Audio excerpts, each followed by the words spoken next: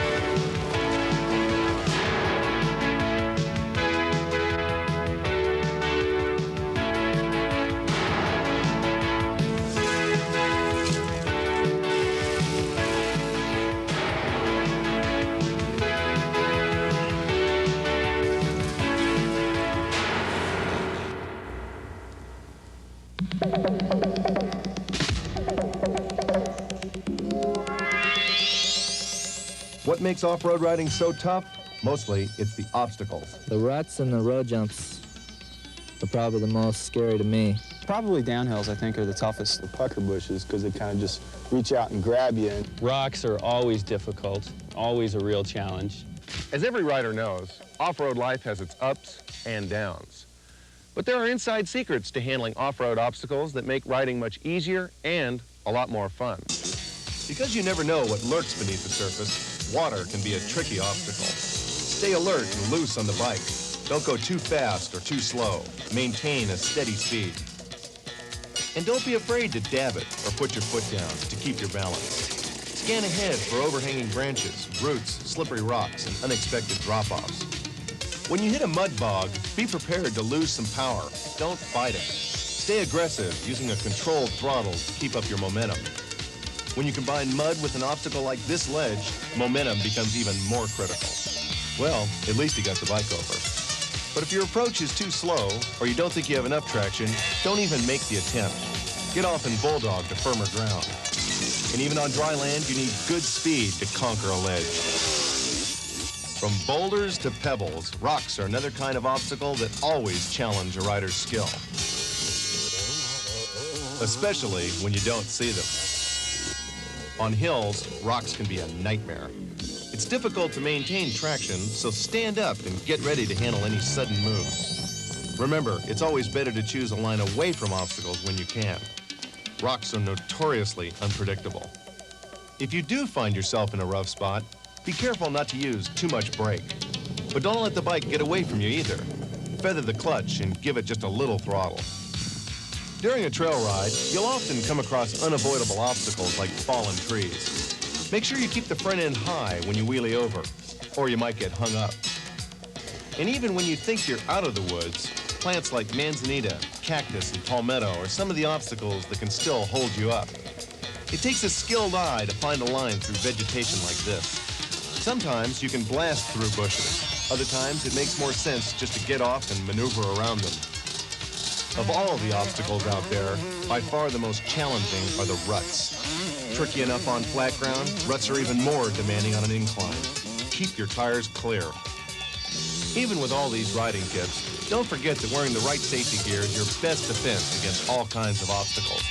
Always wear a helmet, boots, jersey, gloves, and leathers.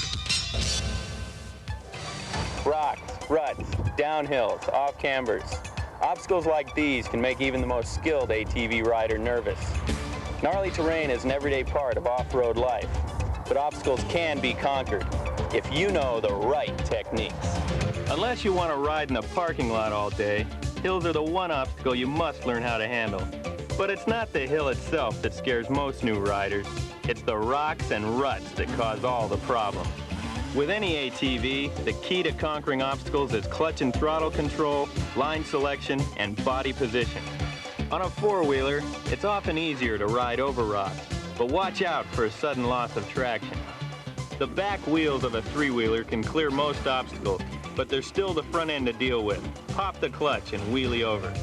Big wheel riders can use their feet to maintain balance and stick to their line, but don't try this on a three- or four-wheeler.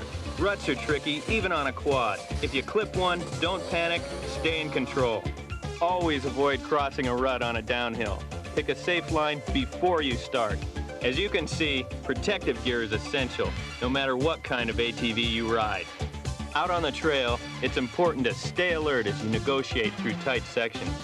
Estimate your clearance room first, and remember, obstacles are waiting for you on all sides. When you have to tackle roadblocks, like this fallen log, use the clutch to loft the front end.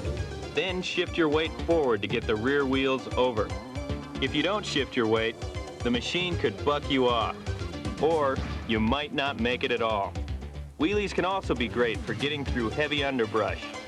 Long obstacle sections, like this dry stream bed, require a different technique. Stand up, stay loose, and be ready to handle quick changes in direction. Two-wheel riders can dab it to keep from going over. And three-wheelers can just shift and tilt to avoid rocks completely. In the water, rocks can be treacherous. They're loose and slippery, and you can't always see them. Concentration is essential, but be flexible. Adapt to the demands of the terrain. Fat-wheeled ATVs can get sideways in places where 3- and 4-wheelers might feel more stable. Make sure your machine is waterproof. Seal the airbox and insulate the electrical system. Of course, other ATVs have problems with the wet stuff too. If you do get caught, rock the bike back and forth until you can slip off. ATVs can even style over ledges. The trick is to shift your weight as you approach the top to get the back wheels clear.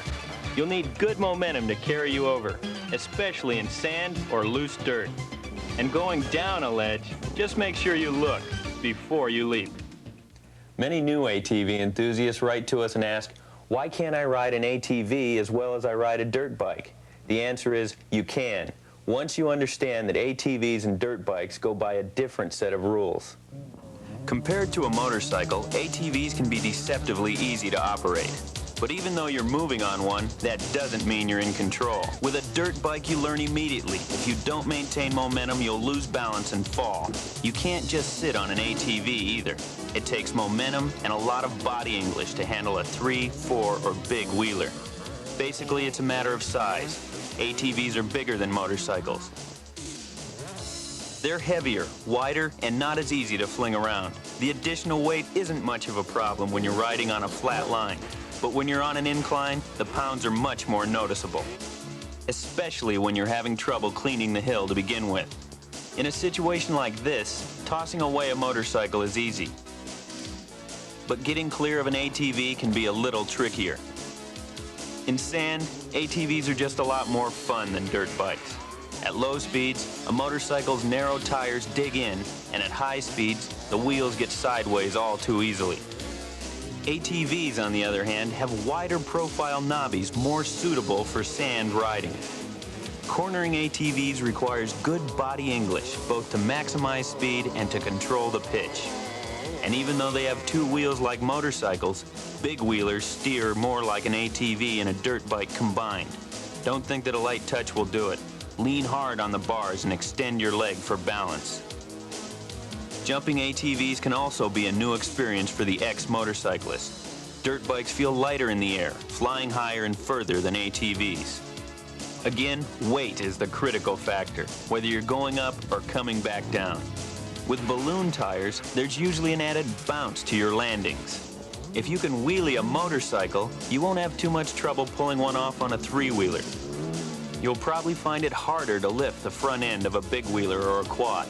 Unlike motorcycles, just popping the clutch on an ATV won't be enough to hoist the front. Brute strength is the secret.